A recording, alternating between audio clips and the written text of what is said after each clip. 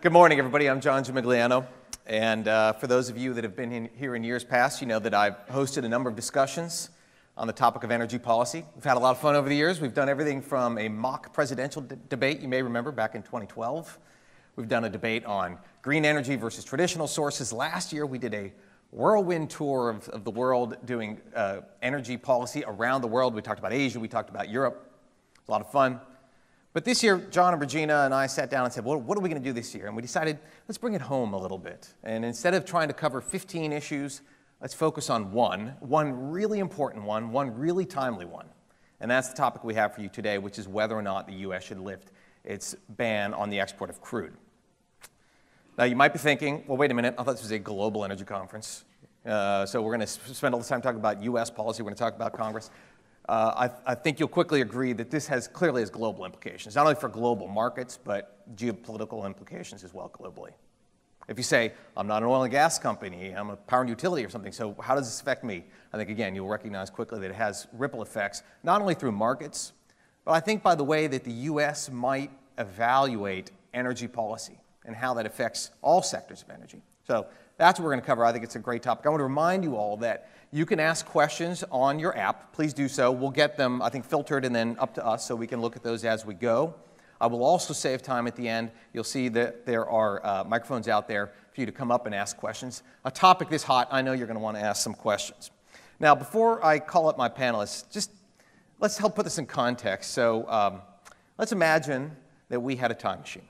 And that time machine we could all get into. And it could take us back to this very room at this very conference in 2009. For those of you that were here may remember, we had a keynote speaker, and that keynote speaker happened to be a former Secretary of State. Sound familiar? Of course, in that case, it was Madeleine Albright.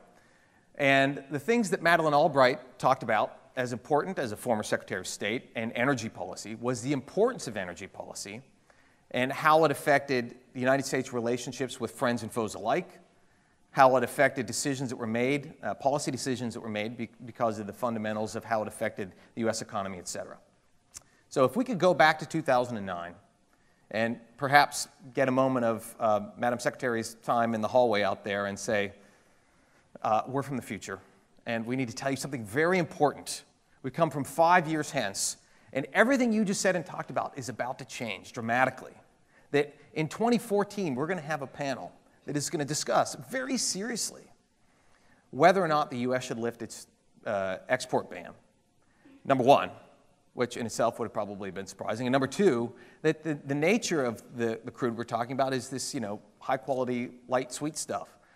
It's an interesting question. What would Madeleine Albright have said to us? I have an idea. I've thought about this. What might she say? And I think it begins with security, and probably ends with, please take these deranged individuals out of the hotel before they hurt somebody.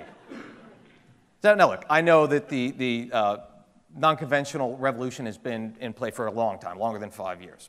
But I think in Washington, as somebody who worked in the government, somebody who follows sort of Washington policy, as do my panelists, the ground is really shifting quickly, I think, on this in a way that probably people did not perceive in 2009. And it's really changing the way that Washington views this issue very quickly. And that's, in large part, along with other things that we wanted to talk about today. So with that, can I call my panelists up and we'll get started?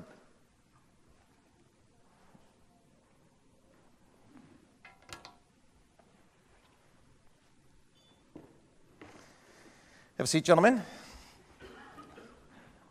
As in years past, I cannot possibly do justice to the distinguished biographies of my panelists in the short amount of time that we're afforded here. So I encourage you to please look at your app where we've got full biographies, just so you know who everybody is.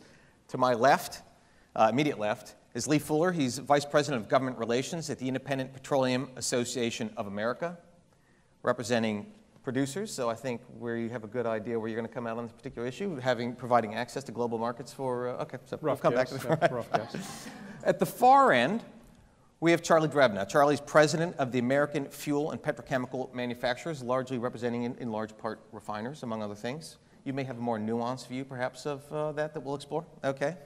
And then in the middle, both literally and figuratively, we have Kevin Book.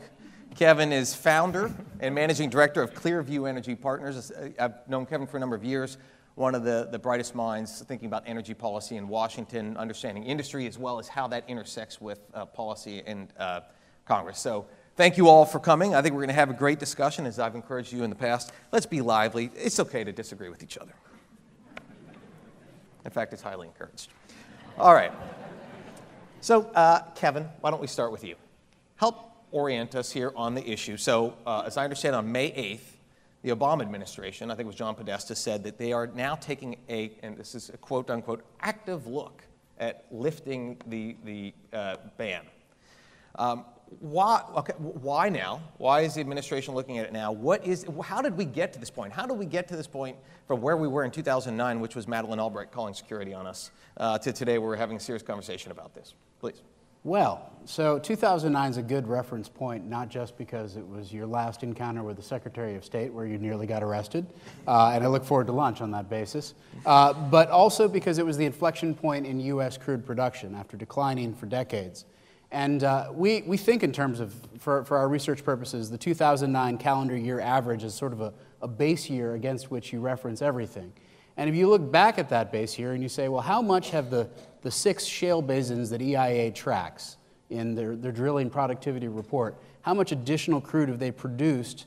It's 2.4 million barrels per day from those 6 basins since then as of February, which is the most recent EIA data month.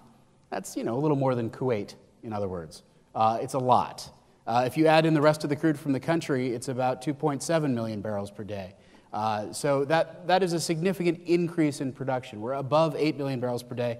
At every week or two, the EIA publishes a new report showing how long it's been since we've produced this much more than we've imported. And they keep going further and further back into the 80s, and they're going to probably work their way back into the 70s before long as the trend continues up.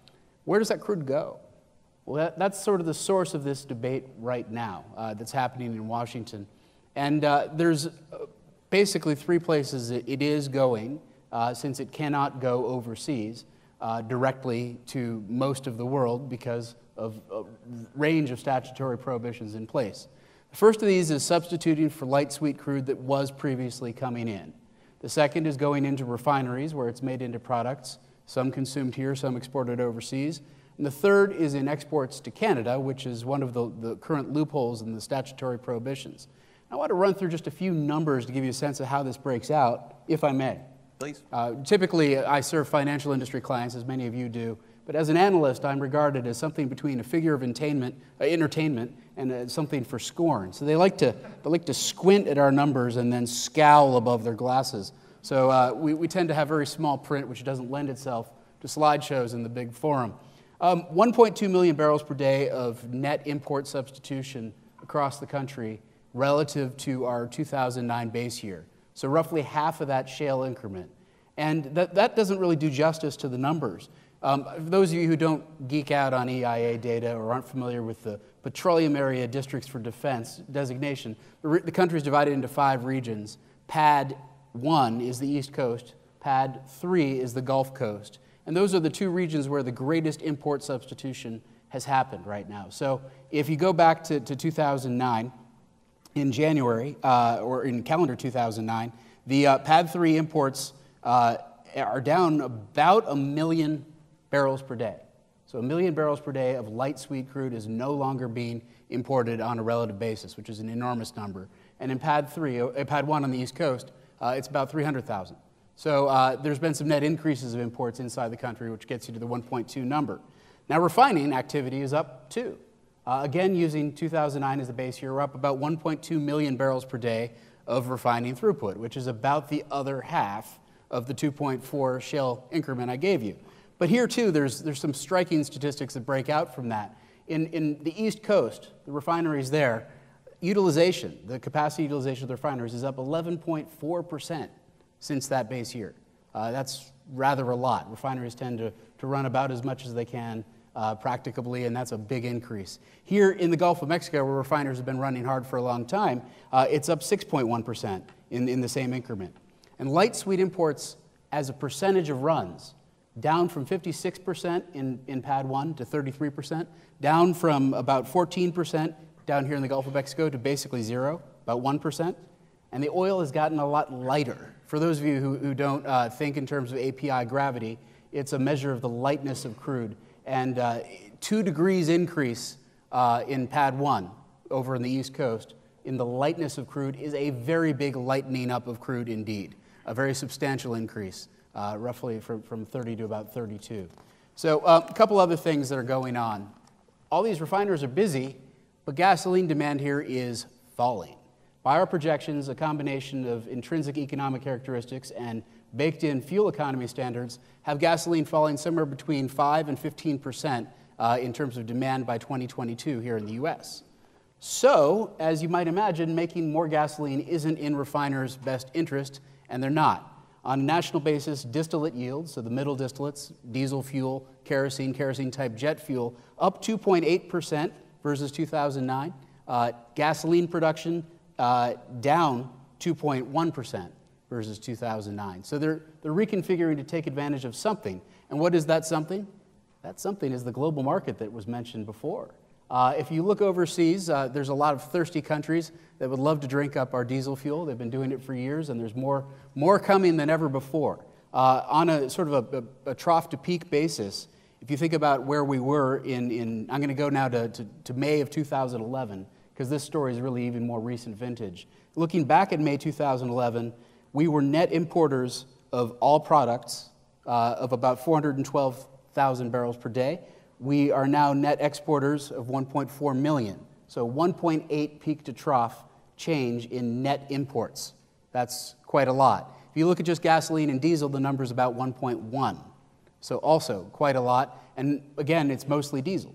So the third category I mentioned was exports to Canada, going from a de minimis amount, 20 or 30,000 barrels per day, up to 220,000 barrels per day as of February. Again, very big change. So I guess you might say that everything is well balanced. There's absolutely no problem at all, right? So why are we debating? All this oil is going where it needs to go, and the market's perfectly well rationalized. I've given you about 2.6 million barrels per day of demand destination for about 2.7 million barrels per day of incremental production. It's obviously all working. And that is true for now, but there's a lot of questions. And among those questions are the investment questions that lie ahead at both the upstream and the downstream. And so where is that additional 100,000 barrels per day going? It's going to inventories. And what happens when inventories start to build in parts of the country where refiners store crude? Well, the price of crude tends to fall, and that falling price deters the incentive for upstream producers to supply it. One proxy for the oversupply risk that we're facing, the glut of crude, is the differential between light Louisiana sweet crude, which is roughly comparable to the Brent crude, net of transportation costs that comes in at the coast, and the Brent crude price that is the world crude price. These are both light sweet crudes. LLS was trading at a modest premium to Brent for a long time, but last year it dived down $5 first, and then by about November, $13 per barrel below Brent as a result of a glut building at the coast. And that's probably going to be replicated again this year in September. And you might ask, well, so what does this do to production? And this is sort of the last part of the story. Producers are very price sensitive, but now with the shale production, more than ever. In the old days of big fields and big projects, you invested a lot of money, you had a note to pay on the debt, and you wouldn't want to necessarily slam on the brakes when the bank was going to repossess your entire company if you did. But now you've got a smaller, more granular production modality. You have wells that are $5 to $15 million in costs. And if you look at the Bakken in recent history, and you look at the lag time between the relationship in rig count and price of WTI, we have a really good recent test case, which is the trough we saw when prices cratered in 2009. It was about a 3-month lag then, and that was a pretty severe drop. And if you look over the whole data series from about 2007 forward, the relationship between Bakken rig count and WTI is correlated at about a 60% level at about a 6-month lag. In other words, there's about 6 months before you slam on the brakes when the prices crater. So if you're a refiner thinking about how to use the crude, and if you're a producer thinking about whether it's in your interest to produce the crude, it is of imminent interest whether or not the government is going to liberalize exports, and if so, how much? So that sort of sets the table, John.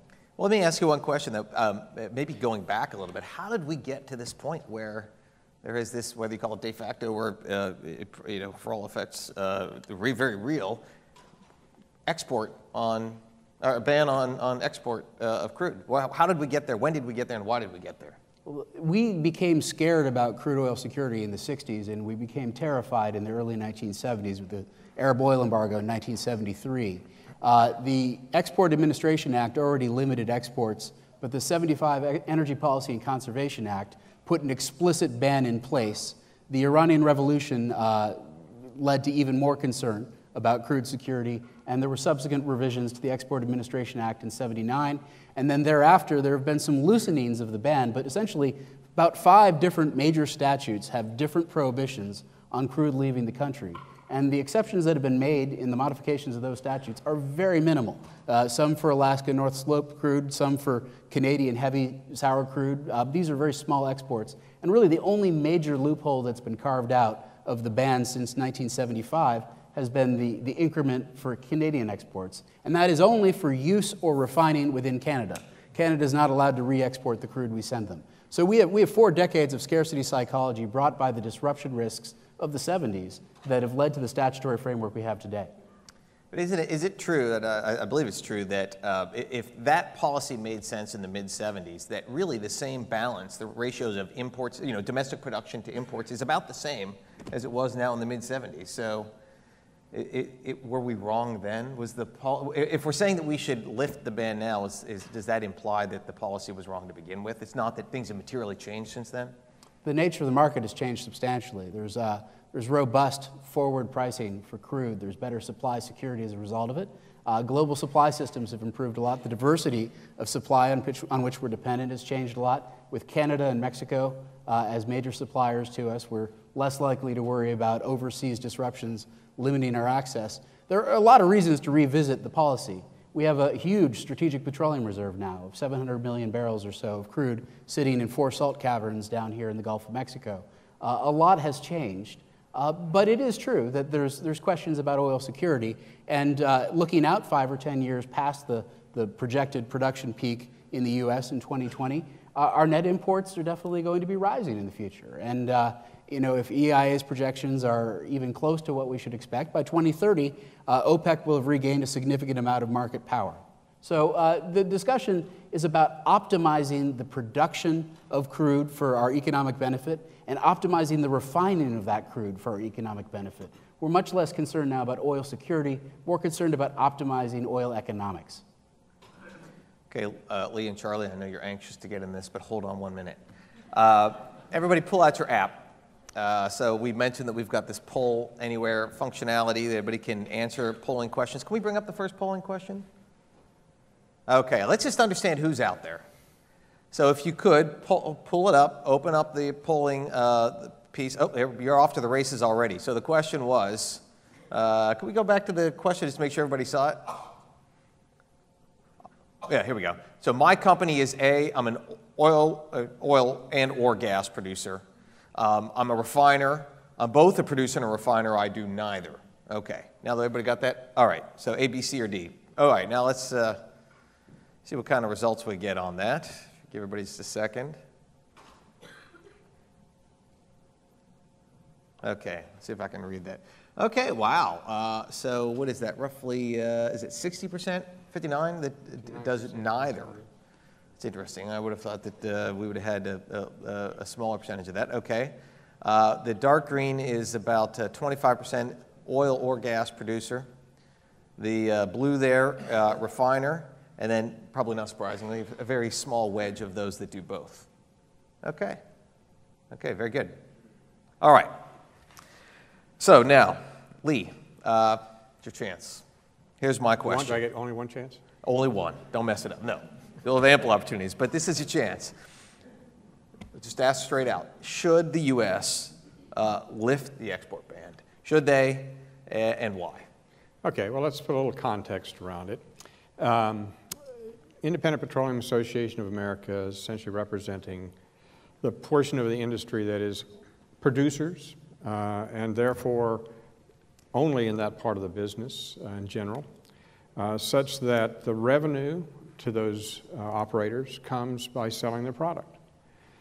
We've seen, Kevin's outlined a number of the the benefits we've seen over the last couple of years of increasing crude oil production in the United States. If you look forward through the EIA data and others, there are projections that we'll be producing crude at levels we haven't seen since 1970, which I think was the peak of oil production in the United States. But that is essentially reflecting the expectation that that crude oil is going to be economically producible in order for that growth to take place. So far it has been. But as a producer, when you're looking at this dynamic, you're looking at it from the standpoint of knowing, as Kevin outlined, that there's a certain price at which it's no longer economical for you to keep developing that oil.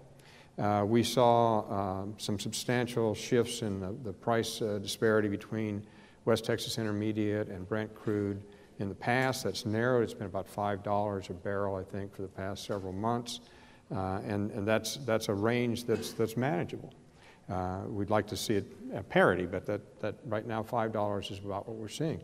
But when you start seeing the $13 change that Kevin mentioned with respect to Louisiana Light Sweet versus Brent, that starts really changing the willingness of producers to go forward and continue to develop these enormous shale resources that are there.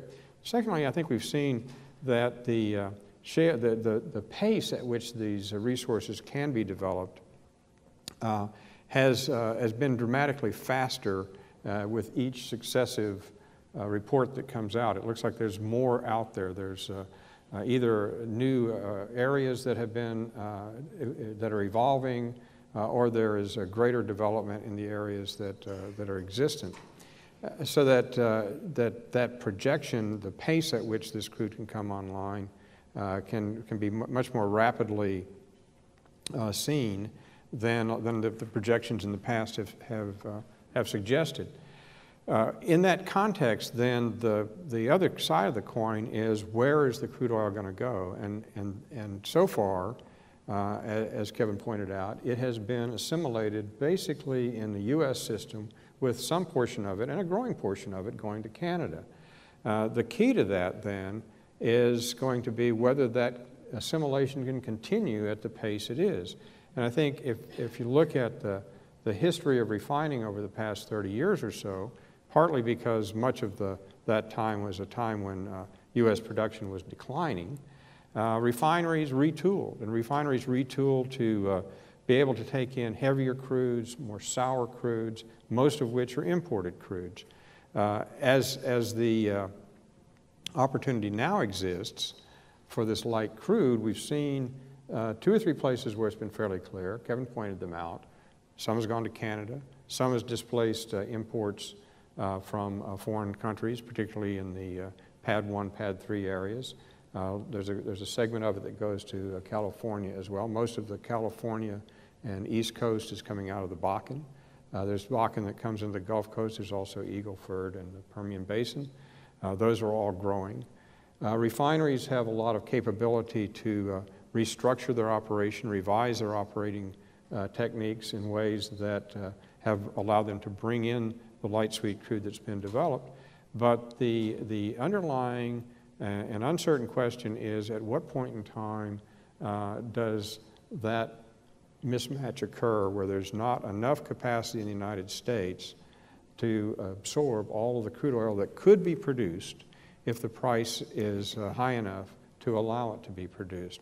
And so from my standpoint, from the independent producer standpoint, there needs to be the flexibility to have other outlets for that crude oil, that there needs to be a mechanism to make sure that the price point for crude oil in the United States for this light sweet crude that can be developed is high enough that that potential for developing the American resource, for all of the benefits that it has in jobs in the United States, the potential it could have for affecting global security issues, and the benefits it brings to the American consumer generally, can go forward at a pace that's consistent with the ability to produce the crude oil.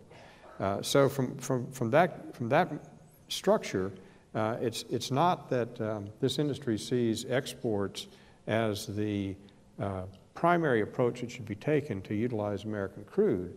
But by the same token, the desire to have the ability to export that crude when the U.S. capacity is incapable of managing all of it is a necessity that we think is important for the real potential for American production to grow at the pace that has been projected in many of these studies.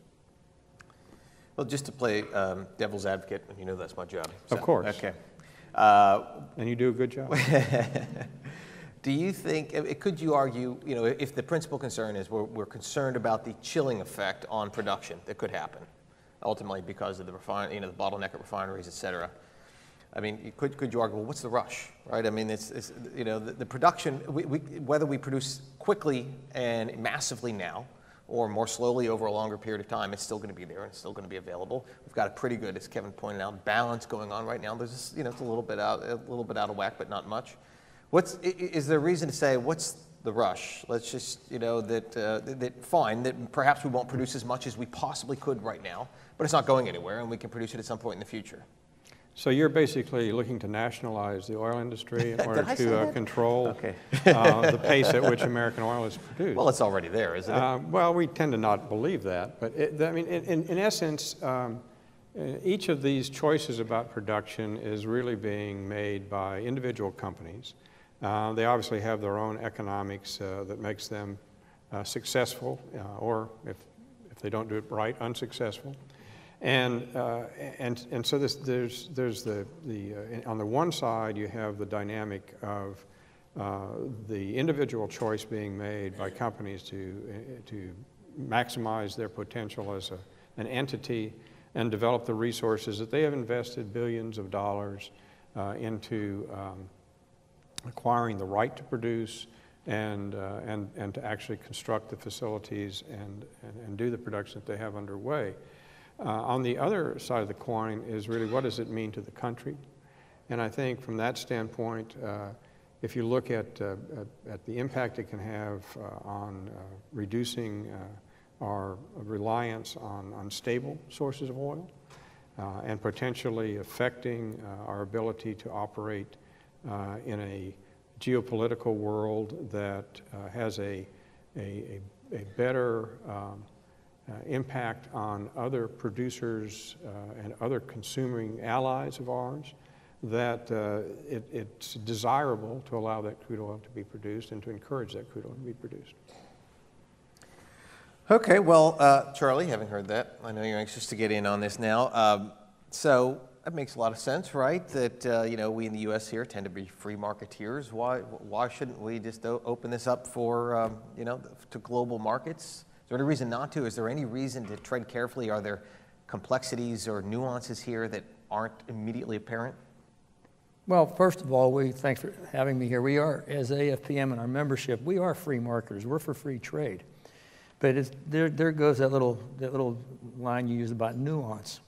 You can't, in our opinion, you can't just pick one aspect of free trade and free market and ignore all the other inhibitors to free trade and free market. And it was interesting, you know, Kevin took us back a little bit through history. I'd like to go back a little bit on that and just how do we get to where we are today, okay? Go back to the Nixonian days, you know, the first Arab oil embargo, where one could argue that was a self-imposed scarcity. What did we do to counteract the first Arab oil embargo under President Nixon?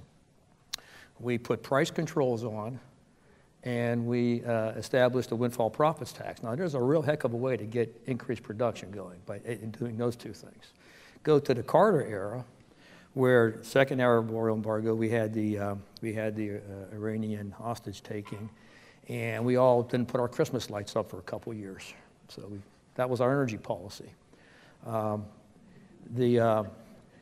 fast forward to President Bush. We're addicted to oil, so we're going to eliminate or severely minimize the import of foreign oil, and mostly from geopolitically unstable regions of the world, by putting food in our fuel tanks through the renewable fuel standard and ethanol. So what our energy policy has been over the years, more or less, we're like a kid's soccer team, where if the ball's over here, everybody runs over here. And if the ball's over there, everybody runs over there. And that's been our national energy policy. We sort of lurch from crisis to crisis. So what we're saying today is, as John, you so eloquently pointed out, even though they were going to take you away in a straitjacket a few years ago, they were taking all of us away. How many of you would have paid whatever the registration fee is 6 years ago to sit here and listen to us talk about this? It would be craziness. So we have an opportunity right now. And my association, my membership is saying, let's not squander that opportunity by playing that kid's soccer game. And everybody runs over here. We're not opposed to the export of crude oil or natural gas in under the right circumstances. But can we clearly define what those circumstances are? If you want to talk about and I can't talk about prices because I don't know, and B, I'm not allowed. But mostly B. It's the misconception that U.S. refineries can't take any more of the light sweet crude that's out there. That's a total misconception. What the problem is, and I think has been alluded to earlier, is that our whole energy system is sort of turned on its head. I mean, our own, oil and gas system sort of turned on its head because of the shale revolution, and our infrastructure just isn't built right now to take advantage of it. Now, are we getting better? Absolutely. Will we get even better? Absolutely. But it's going to take some time. That you're seeing this ferret out now. Now, we talk about not living in the shadows of the 70s, which I don't think anybody here wants to, except my wardrobe would be a lot more worth more because of that polyester's got to be worth more today than it was back then at $100 a barrel. But if we're not going to live in the shadows of the 70s, we certainly shouldn't live in the shadows of the 1920s when the Jones Act was legislated and put in place, which says that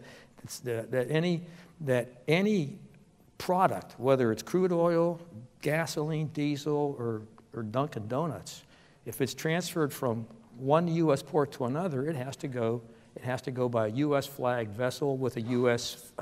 crew. Well, now imagine the political uproar when you're sitting on the East Coast there and on the Atlantic, and watching ships take crude oil from the Gulf Coast up past Philadelphia, past New York Harbor, into Canada or to Europe at a $3 or $4 per barrel advantage because it's a foreign flag vessel. So there are choices. Now, as we were speaking earlier, in the aggregate, does the export of crude oil, even if it would take place today, nationwide, what kind of impact would that have on the economy? Well, we don't know, but we don't think it would be that much. But what would the impact be on a regional basis, whether it's in the Gulf or the East Coast or even the West Coast? These are the questions that we believe have to be answered. To me, it's a three-legged stool, we have two three-legged stools. One is the energy side of it. We have the unprecedented, and thank the Lord, production on the production side. Then we have the unknown of the transportation and supply and storage of the product, and then there's the refining sector. How those three things play, we really don't know yet. We're ferreting it out. And then you have the government stepping in, the economics, the regulatory, the legislative process that is still developing. So what our position is look, can we actually understand what we're doing for once in this country before we do it on energy policy? I love Kevin's his firm's name, Clearview Energy. At least somebody has a clear view. We're trying. because Congress and administration and most of us sure don't. So that's all we're saying is, can we look at the big picture for once rather than looking at things in silos and inevitably doing something here that impacts somewhere else that we really didn't consider. That's all we're saying. Very good. Let's take a moment then. Now that you've heard both sides, let's take a moment. Let's return to your polling app if you could. Okay, let's see where everybody sort of shakes out now that you've sort of heard the two sides of the coin. So if we can bring that next question up. There we go. Okay, do you believe the export ban on crude should be lifted? A, definitely. B, I think so. C, no, I'm not so sure. D, I don't think so. And E, absolutely not. Where do you shake out on the spectrum there? How many times can you vote? Vote once only, please. And you're not allowed to vote, Lee. Well, maybe turn off my... See? I told you. Is this how they do it in Congress? Yeah, It's more or just less. Right. E and Right. Mostly less. It's exactly how the bill will read when it finally comes to the floor. Right. So go ahead and take a minute to vote. We're going to be very curious to see where you all come out on this. And then we're going to come back to this question, see if we moved any opinions. Okay, let's see if we can sort this out. So 34% I think so, and almost 29% say definitely. So we certainly have a majority in the I think so definitely range. The I'm not so sure is a meaningful piece. So really a relatively small percentage of you aren't in favor of some degree of lifting the ban. Right, interesting. Okay, let's try and remember those numbers as best we can. We may come back to those if we have time at the end and see if anybody's opinion moves as we talk about this a little bit more. Okay, let's go back to you, Lee. You saw that, it was a surprise to me, that we'd commissioned a little bit of research on what lifting the ban might do. That probably surprised you too. So I don't know if you've been given a chance to think about this at all. But help us out. Do you have a point of view on what kind of volumes are we talking about here? You know, if we did lift the ban, I mean, how much are we talking about? Is it a trickle? Is it a flood? Exactly what is it? Well, I haven't, my basic answer to that is that I don't think we're capable of really pulling the numbers together to answer a question that precisely. I think Kevin has probably some better frame of the numbers. But the things that I've seen tend to be that on the producing side, the numbers that I see on a fairly regular basis is that the amount of production seems to be increasing at a rate higher than what the projections have shown it to do. So it tells me that we're likely to have more crude, more of the light sweet or shale crude, we'll call it shale crude, available than people have been planning around in terms of looking at when the impact will occur with respect to the amount of crude versus its ability to be absorbed in the U.S. The second thing, and I think Charlie alluded to this, is that we don't know enough about the capacity of refineries to alter their operations to be able to absorb the shale crude. You know, I have to confess, I worked in a refinery, and I was in the refinery. I shouldn't say how old this time it was, but I was there when the first oil embargoes hit, and we were faced with really shifting around product capabilities in order to try to make as much gasoline as we could at that particular point in time in order to do the best we could to reduce those long lines that people were seeing trying to get gasoline on every day. And so that you were tested to see how flexible you could be. And there's a great deal more flexibility than people really understand. So we don't know that answer. We don't know what other new equipment might be built. We'll probably get into this a little bit later, but we are allowed to export products. So one of the questions is, do you lightly refine shale crude and what we typically hear described as a splitter or a topping plant or something like that, in order to change it from being shale crude to a light stream and naphtha. Naphtha can be exported. There's a value chain of dynamics here, which all the pieces need to be trying to be profitable. And so from my standpoint, if from an independent producer standpoint, those types of changes can maybe deal with the volumes, but if the value doesn't, if the value to the producer isn't high enough to keep the production going, that's not going to be that valuable from the upstream standpoint, and the production volumes may fall off anyway. So those are the kinds of things that can come into play. Some of them can be done in a relatively quick time window. Others are going to require some investment and some permitting and some planning before they can really come into play. So that's probably not a very good answer to your question, but that's essentially the enigmatic world that I live in, trying to figure this thing out. That was a masterful answer in dodging the question largely. And well, I did work on the Hill for a while. Of course. Like you, John. Charlie, I want to come back to you just in a second and ask you about that recalibration of refinery capacity. That's a really important question, but Kevin, come on, you got to have a view here. What are we talking about in terms of volumes? Well, the numbers that have been studied are mostly plugins that economists use because they don't know. There is a view that I can derive for you in real time using the power of hand-waving and estimates. But if you're looking at about 1 million barrels per day of additional capacity from shales between now and the end of 2015, and you've got about 300,000 barrels more of import substitution in the East Coast, tops, maybe less. Another couple 100,000 you can send to Canada, and then maybe 300,000 refining capacity uptake and new additions to eat it up. You've got about 200,000 stranded that at some point the price would reflect a disincentive to produce. And so the easy answer is if you opened up the door to probably condensates would be enough to do this even.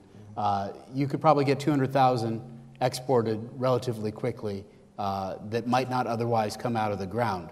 But that is a lot of assumptions. There were 4 or 5 ifs. I always get a little skeevish above about 2 ifs. Should we do a quick, I don't know this audience that well, but we're throwing around some terms here at this point in time that might be useful to try to describe a little bit. Kevin just mentioned least condensates. When we look at production in general, there's a certain amount of fluid that comes out of the ground that's going to be liquid all along, and that would be a classic shale crude or any kind of crude. Least condensates generally tends to be things that are going to condense after they come out from the production area. And you hear them called things like natural gas liquids would be a good example. They exist both in the crude oil world as well as in the natural gas world. When I used the term earlier of a splitter to create a naphtha, well, a naphtha is very similar to a least condensate. Roughly the same types of organic chemicals there, roughly the same boiling point, roughly the same Reid vapor pressure. So there's, at some point in time, you start getting into discussion over what's a least condensate, what's a naphtha, and how do they interplay in both the functional world and in the regulatory world. And so we'll probably talk about that more, but I thought it might be useful just to kind of put that in some context. So somebody help me out here then. So how does the ban apply then to those, to condensates, naphtha? And you sort of said naphtha would not be subject. Well, naphtha would not be because it would be created from a process. Right. In essence, it's no longer you can call it refining, you can call it splitter, but basically it's no longer crude. So that's now been processed in some case, to a minor degree in general. But it now creates a product that can be exported. Least condensates, on the other hand, there's a little gray around that. There's some assessments that say that least condensates could be exported, or at least the authority is there to allow them to be exported, but then you start getting into, well, exactly what is a least condensate? And we haven't, I think that's one of you mentioned John Podesta talking about seriously looking at these issues by the administration. I think that's one of the places they're going to be seriously looking is, do you draw some line between how you treat crude oil generally and how you treat least condensates from the standpoint of either creating, and I think even now you can apply for a permit through this process to be able to export your least condensates. But it is a permit by permit type of approach. It's not a blanket. Action that says, well, if it's least condensate, it can be treated as though it were in the same category as a refined product. Got it. Okay, Charlie, tell me, the U.S. refinery fleet has invested untold hundreds of millions, I assume, in recent decades to become, one of the most technologically sophisticated fleet refineries in the world, right? The ability to sour up. What does that mean then? How much and to what extent can they recalibrate to handle this new stuff that's lighter and sweeter? John, I think that's another misconception of what the dynamic is here. It's yes, we as an industry have significantly retooled refineries to be able to handle more sour crudes because that's what we thought we were going to be getting, whether it was from Mayan, Mexico, Venezuelan, Saudi Arabian, whatever. But that doesn't mean those refineries still don't use some light crudes. So what we're saying is, look, we have the capability, and using some of Kevin's numbers here. I think it's a little bit higher myself. I think there's probably about 400,000 barrels that are stranded out there that we can still process that we can't get to because of the mismatch of or equilibrium of the infrastructure and delivery system. And we can do some refinery optimization to use that. There's another probably, and again, this is in the aggregate. This is not one or two refineries. This is in the aggregate of folks who can, you can back out a lot of the heavier stuff just by not running your coker as much. Now, again, following the Lee Fuller school here, I'll tell you what a coker is. If you know, it's a piece of equipment on a refinery that enables you to get more yield out of that heavier crude by doing some physical and chemical things to the crude. So you can cut back on, and a lot of folks put cokers on to be able to handle the sour crudes. You can cut back on that, but it's all optimization vis-a-vis economics. Lee's point is, well, we have, it's going to be an optimization of economics as to produce or not to produce, and whether we take out the condensates or the naphthas, which I think is a good first step to sort of quell the market a little bit, and then allow the refineries to do what we do best and figure out how to get this stuff to us and how to use it efficiently. So the other thing I think is an interesting question that I don't have the answer, but it's been raised very recently, is just how much is the world clamoring for U.S. light sweet crude? Or are they more clamoring, especially Asia and Southeast Asia, Asia and the Pacific Rim, are they clamoring for those condensates and naphtha that Lee mentioned? So, you have to look at it, whether or not we keep all of the crude oil here, and if we keep producing it, everything goes into this big keg, and everybody takes their out of their tap, whether it's stayed here in the United States or whether it's increased production by OPEC or whatever. But the thing is, though, and again, I applaud Lee's members and others. Just think of what the price of crude would be today. You go back to the slide that Gina was talking about. The Arab Spring, Syria, Iran, Ukraine. All the above. We've been able to tamper that price because of our own production, and we're still using it here.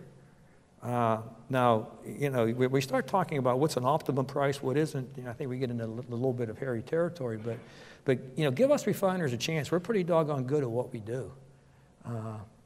Again, I don't think we'd have any problems, or very few, if we could, get some condensates and naphtha out the door. Because to me, that is an upgrade. It is a manufactured product that we could export. Meanwhile, figure out how best to optimize this. And even if we're looking at Kevin's, what'd you say, 300,000 barrels or so? Yeah. 300,000? Is 300,000 barrels a day of exports worth risking refineries on the East Coast, some in the Gulf and the West Coast? That is what has to be answered. If we don't answer those other or free market inhibiting policies that we have in place today. So that's why I say we have to look at it all together. Kevin, that was a really interesting point about, is there demand for this? I mean, are we rushing to create something that there may not be global demand for? Kevin, when you came up with your number, was that a supply side number or a demand side, or are they one and the same? In other words, do you have a point of view how much global demand would there really be for U.S. light sweet? Well, the theory is that global demand for crude keeps growing. It's growing fastest in Asia, and as Charlie said, that's where they like the lightest crudes and a lot of the naphthas that they can use for a variety of petrochemical and manufacturing purposes. It's growing probably anywhere from 1 to 1.1% a year right now, from a 92 million barrels per day base. So there is demand for it. There's a premium for light crudes right now, which implies that they're in short supply relative to other grades of crude. So it's not too hard to figure out that means that there's demand out here. But there's also a discount for some of those same light grades of crude here in the U.S. So there's an arbitrage opportunity that if someone were to close it would potentially lower the price of crudes globally and probably deliver greater rewards to producers here. It occurs to me, it's hard to believe that with 4 Washingtonians on the panel, we haven't yet even talked about Washington and their role in this whole discussion, which has been fascinating on a hypothetical scale, but maybe we ought to just spend a minute talking about what are the possibilities of this even becoming real? So Kevin, first of all, what are the policy options for Washington, right? So now we've got the White House saying they're taking a, quote, active look, whatever that might mean. What are their options? I think we heard one. Are there grand gestures and are there baby steps that they can do? And then if so, where are the political and policy fault lines? Is this a policy-driven decision or is it a politically driven situation? I suspect you're going to tell me they always go hand in hand. And is it also, are there fault lines that break down by geography as well as energy? We often see energy policy. That's a lot of things, but what do you think? Let's start with how to do it. There's basically 3 doors you can pass through. The president can modify the existing prohibitions by executive order, and I think it's safe to say that if you're this president at this point in history, you're probably not eager to jump in front of this until you absolutely have to. And what defines when you have to?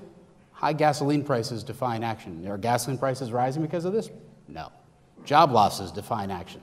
Are jobs being lost yet? No. So do we expect an executive order to change things? No. And then there's the Congress of the United States, proven to be an able-bodied and swift-moving entity, quickly prosecuting law to serve the people and expand the economy. In any other topic you might discuss, that you'd have trouble arguing that Congress is going to do anything. But in this one, House Republicans have to ask for their job back every 2 years, and they're terrified. I've talked to a couple of the advisors to the leaders in the House Republicans, and their bosses all think it's a great idea to export crude, but the rank and file don't. They voted for this and the price went up somewhere else. Wow, that would be an easy opportunity for a challenger at the next election. They're going to need some soothing before they can get there.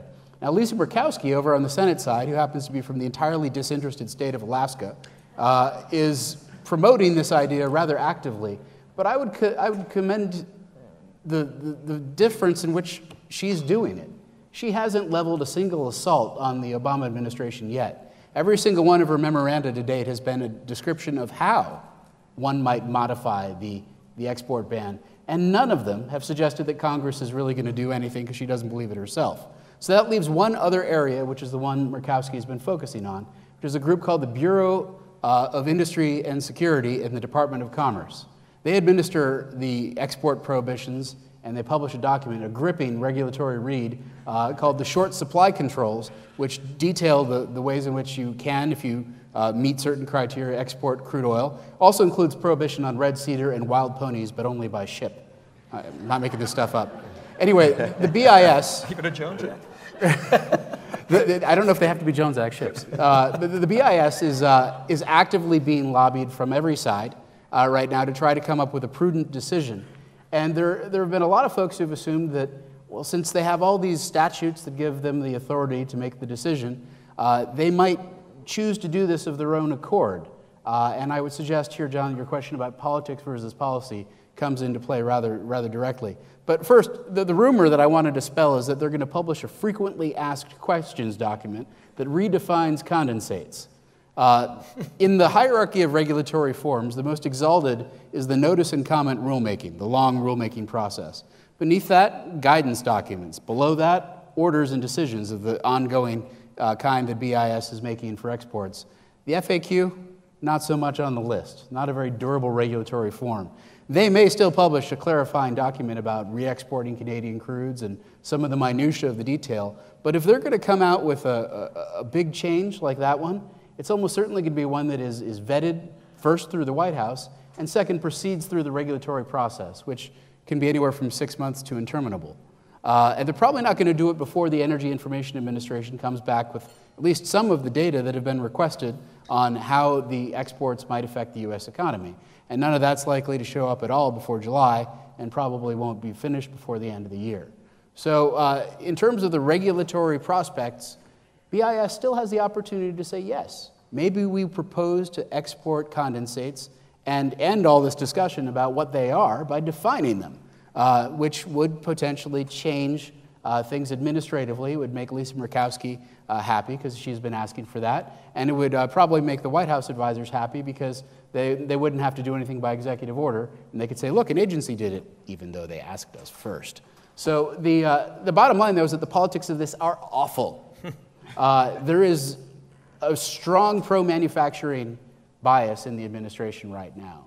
And as desperately as they have been trying to boost balance of trade from exports, refined products have come through for them. It's done a dramatic impact on our petroleum balance of trade, reducing the deficit by more than 30% over the last couple years. And so, and also because we're of course importing less crude as a result of producing more. So both play into it. They don't want to wreck that story. There are some very sensitive refineries, as Charlie mentioned, that could be adversely impacted. But at the same time, they also don't want to see this whole energy revolution collapse. But regionally, the regional politics of the Congress that ordinarily would make this easy, they don't even help here, because the person of Mary Landrieu is the biggest complication of all. Here we are, an oil state Democrat who's chairman of the Energy and Natural Resources Committee. What could be easier? Exporting crude's right around the corner, except that Chairman Landrieu has about 1/6 of the nation's refining capacity in her state. And if she's smart, she won't pick a side at all. She'll hold a lot of hearings, fundraise from both parties, and think contemplatively about it until she's reelected. Wow. As somebody who spent Was that too cynical? most of his life in Washington, even I have to say, well done, well done. Clear view. Yeah, clear view. Right. Clear view. Wow. Well, okay, so with that, let's do another poll question. Okay, everybody let that sink in for a minute. Let's go to our next polling question. Okay. And let me add a little nuance to the question here. So what I wrote and what I should is, how likely do you think is Washington will lift the export ban before 2017? Assume that means in one of the three ways, any one of the three ways that Kevin just outlined, either by executive order, by legislation, or by regulatory action, some easing, let's just say. So how likely do you think it is that something will happen that will ease the current situation? Okay. So A, no chance. B, minimal chance. C, possible. D, likely. And E, highly unlikely. And this is, again, before 2017. Okay, go ahead and take a minute to answer that.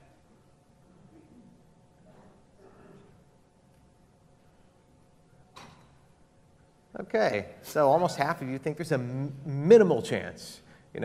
What you're telling me is there is a chance. Right. There's a chance. Those of you that know Dumb and Dumber, right? Right. Okay. So I got a shot. Okay. All right. Good. Now, of those three options, Charlie and Lee, any of those work better or worse for you? Go ahead, either one of you, just take a shot at it. Any of those, I like that or I hate that? Of the three options that Kevin outlined? Well, I think first of all, I would share the view that we're not going to see legislation to deal with this issue. First of all, it's hard to see legislation to deal with much of any issue unless there's an absolute crisis.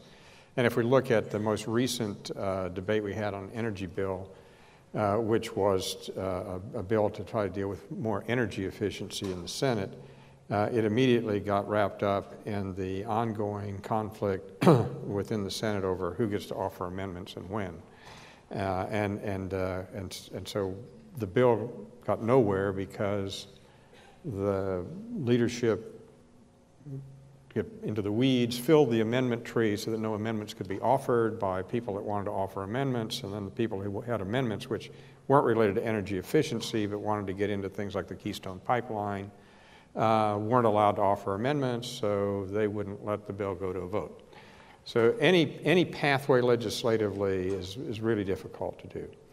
On the broad administration option, I think there's a lot of information that has to be developed before there's going to be a will to, or a recognition that there's a need to do something. And I would say we've started seeing a variety of analyses being done by energy-based analytical groups that are addressing some of those issues. They're looking at what the impact would be on the cost of gasoline, whether there's adequate authority under the law to move.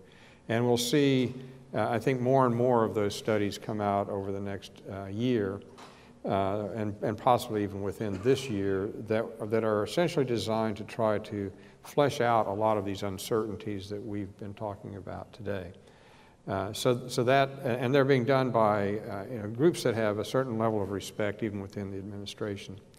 That can make perhaps that decision point easier for the administration to absorb, but I don't think it's going to rush to deal with an executive order. I think the more plausible scenario is that the BIS, which I've often envisioned as a person who about 5 years ago got that job and thought, I'm going to be able to coast till retirement. I'm going to sit here and write off these little export things for Canada and I'm done. And now he's become like he's got the brightest light in America from an energy policy standpoint shining on him to try to see what decision he's going to make. But I think that scenario to try to do some things to tweak around the authority that's there would be the most likely scenario that would occur. I would think at one level that the least condensate issue might be the pathway of fastest movement. There's other windows of opportunity to make judgment based on exporting for national security reasons, which, depending on what happens in Europe and elsewhere, could drive that debate a little bit more aggressively.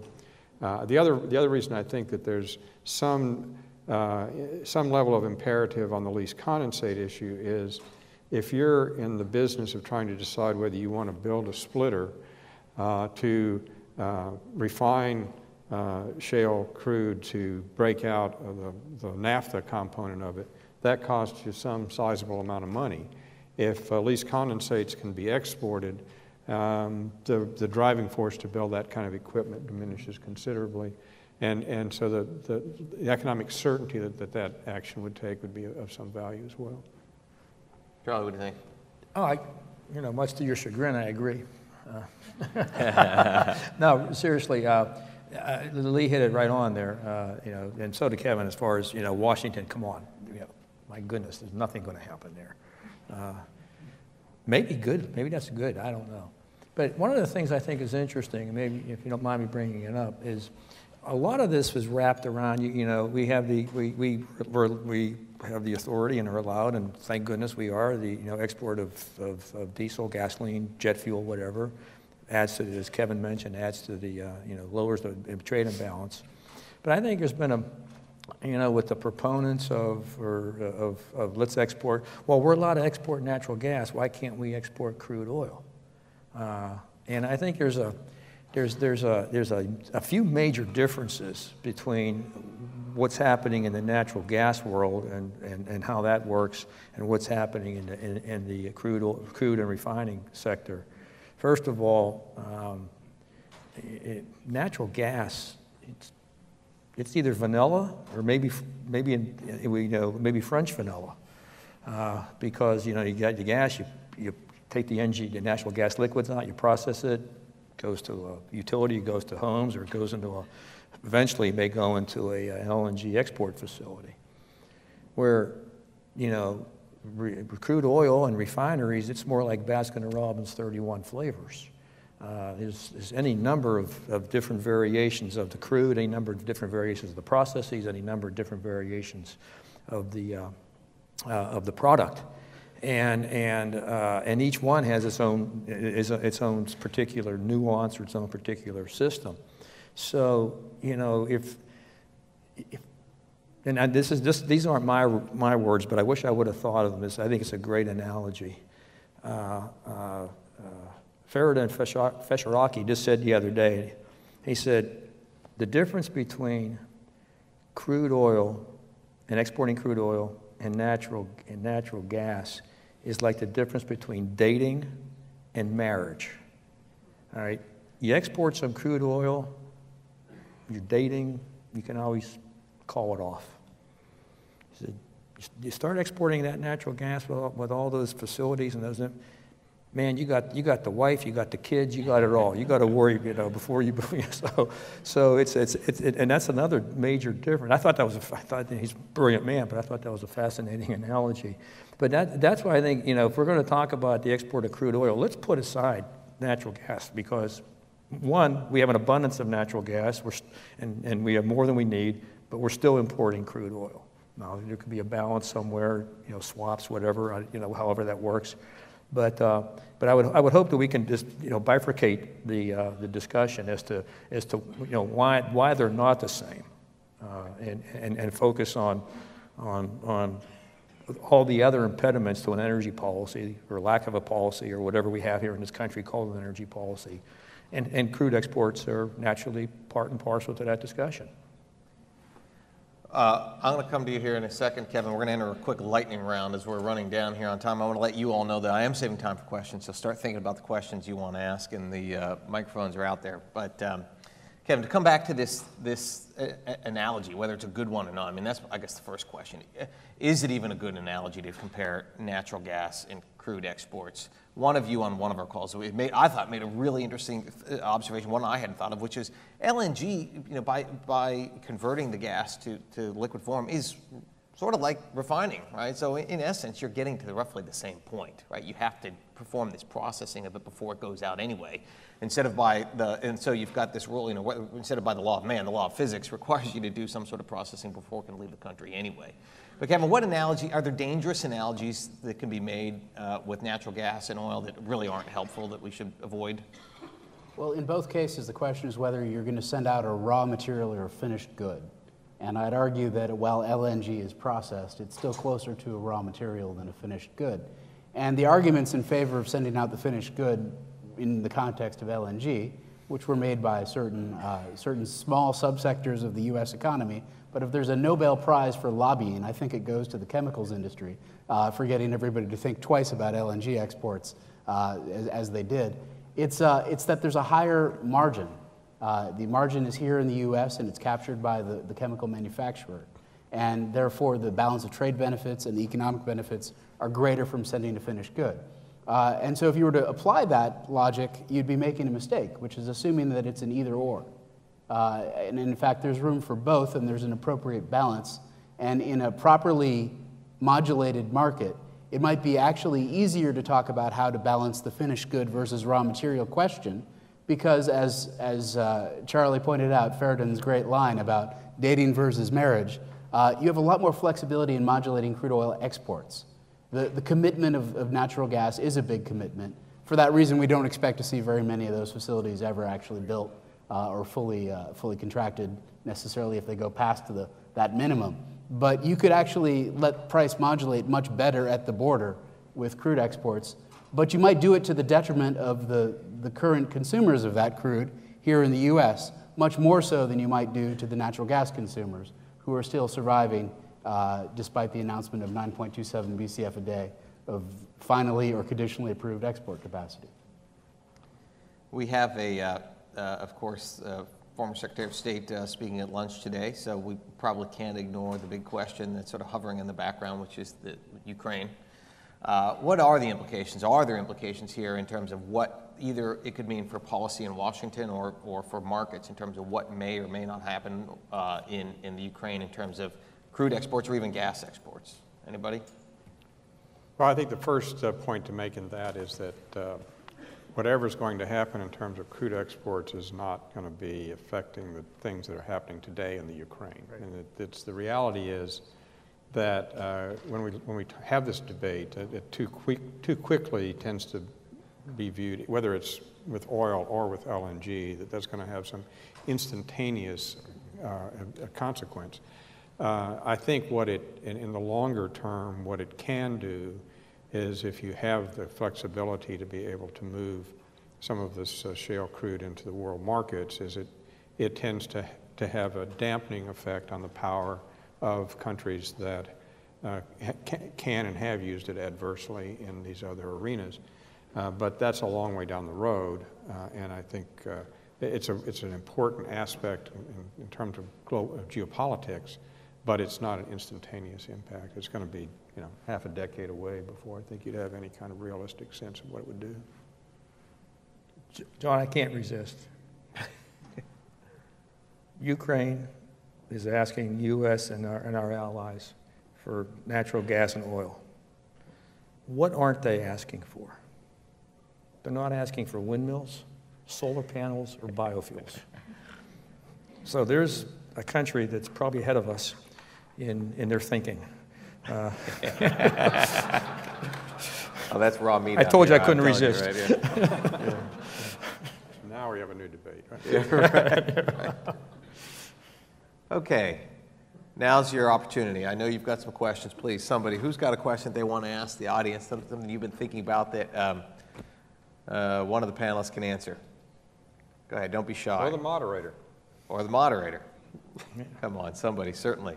You're not going to defend renewables? The only answer is it's just too hard to ship those. The wind turbines have gotten so big and the blades have become so efficient, they're too hard to ship. That's the only really important question. I thought you were going to say they tended to blow back to shore because when the blades got going, it would push the ship the other way. Right. I keep thinking. All right. Well, let me ask you guys, what is something we didn't talk about? What is a question that you have that you don't think that we've addressed that is still an important thing that either your membership think about or your clients or that the industry thinks about that we haven't really addressed? Is there anything? Infrastructure? What about infrastructure? What are we missing on? There's got to be an infrastructure question here. Must be investment would have to be made of some sort. What would it be?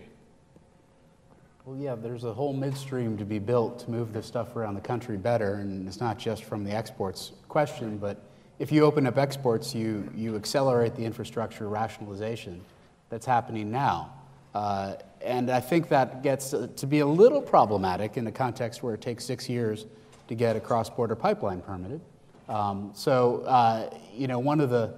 One of the big pressures will be that if you start trying to move crude to the coasts to export it, how are you going to move it? Is it going to be done by rail, barge, pipe? And if so, what will the regulatory picture look like to facilitate that transport?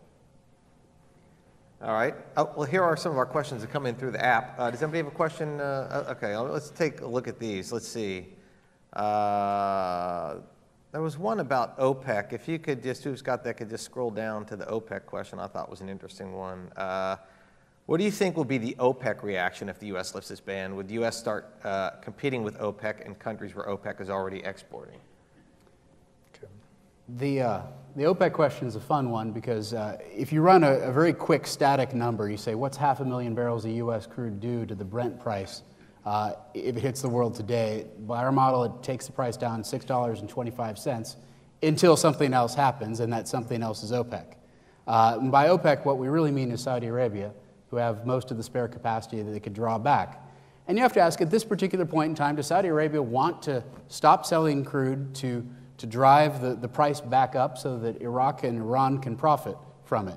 And the answer is not necessarily. And so, at least in the short term, OPEC probably lets things glide, which has implications for U.S. production, but especially for Canadian oil sands production, which is going to be at the margin some of the highest cost non-conventional production. Over the long haul, they can just wait, because their expectations will be that our production will eventually reach a plateau and then taper off. But in terms of competition, the reliability of supply is part of how OPEC has been making its trade for a long time. And most of its big buyers in the East aren't going to immediately jump ship unless we can offer a very compelling price incentive. And here's the bad news. Oil comes out of the ground, full lifting costs, Saudi Arabia in a single-digit number.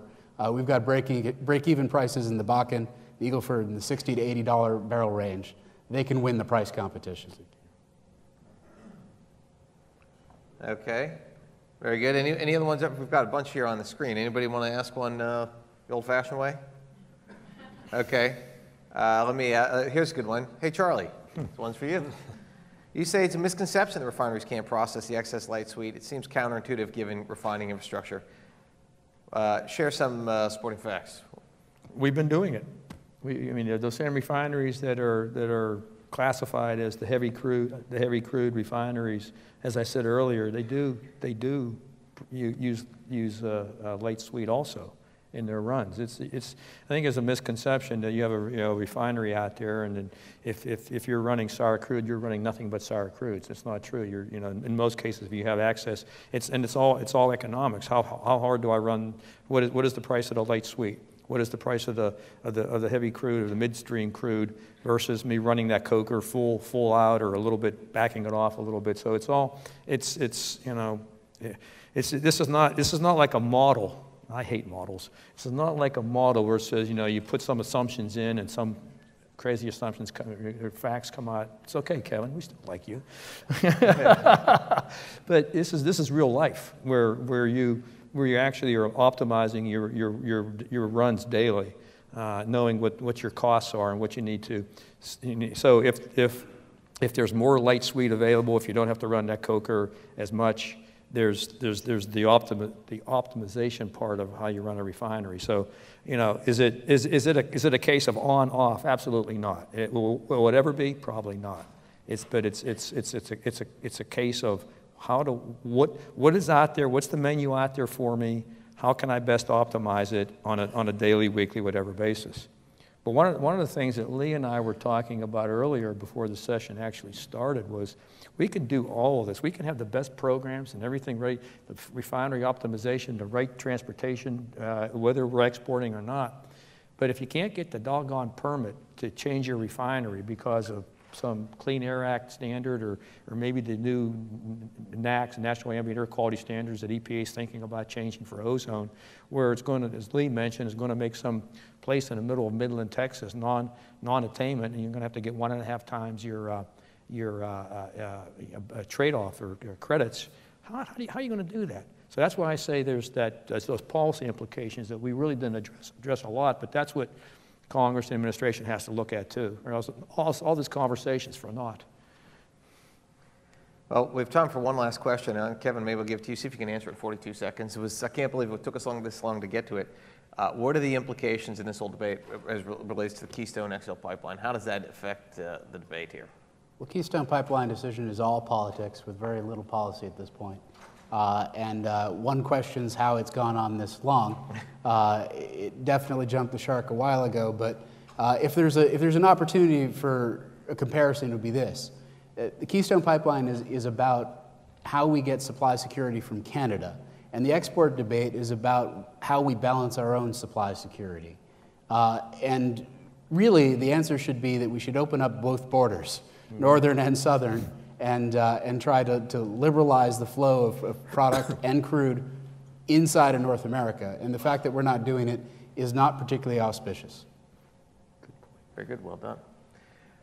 Let's pull up our very last polling question, just to come back to this, see if anybody's sort of point of view moved, and we're going to revisit our first question, or our second question, I suppose. Okay, now that you've heard all this, you heard both sides, the nuances, we've explored the nuances. Do you believe the export ban on crude oil should be lifted? Okay, so definitely I think so, I'm not sure, I don't think so, or absolutely not. Take one last time to answer that, if you could. Can I turn my phone on now? When you get back to your table, you stuff the ballot box, right? This will see how you've changed opinions. Looks like the absolutely not crew. Grew, yeah. Play the same, but yeah, the absolutely not people, few absolutely nots emerged in the audience, so very good, okay. All right, First of all, thank you very much to the panelists. Awesome on a complex but really timely and interesting topic. A couple notes before I turn you loose here. First, you've got evaluations and other forms on the table. Please look at those. Please complete those to the extent that you are interested in doing so.